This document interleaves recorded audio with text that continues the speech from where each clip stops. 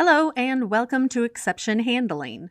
After watching this video, you will be able to explain exception handling, demonstrate the use of exception handling, and understand the basics of exception handling. Have you ever mistakenly entered a number when you were supposed to enter text in an input field? Most of us have, either in error or when testing out a program.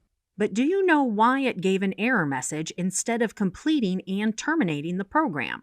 In order for the error message to appear, an event was triggered in the background. This event was activated because the program tried to perform a computation on the name entry and realized the entry contained numbers and not letters.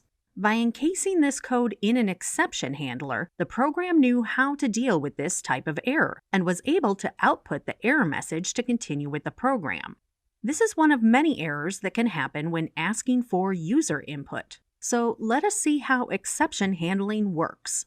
We will first explore the try except statement. This type of statement will first attempt to execute the code in the try block, but if an error occurs, it will kick out and begin searching for the exception that matches the error. Once it finds the correct exception to handle the error, it will then execute that line of code. For example, perhaps you are writing a program that will open and write a file.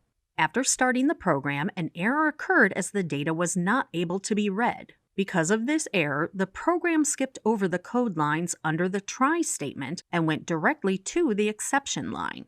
Since this error fell within the I/O error guidelines, it printed unable to open or read the data in the file to our console. When writing simple programs, we can sometimes get away with only one except statement. But what happens if another error occurs that is not caught by the I/O error? If that happened, we would need to add another except statement. For this except statement, you will notice that the type of error to catch is not specified.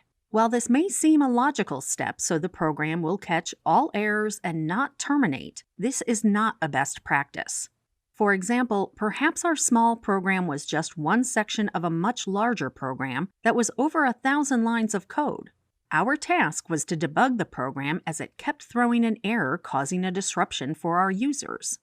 When investigating the program, you found this error kept appearing. Because this error had no details, you ended up spending hours trying to pinpoint and fix the error.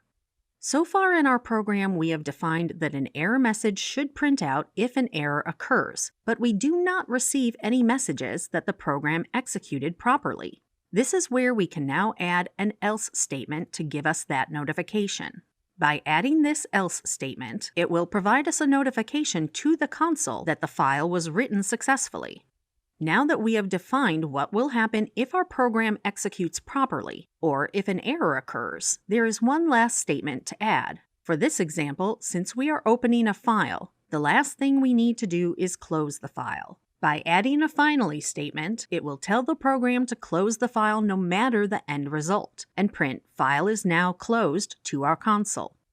In this video, you learned how to write a try except statement, why it is important to always define errors when creating exceptions, and how to add an else and finally statement.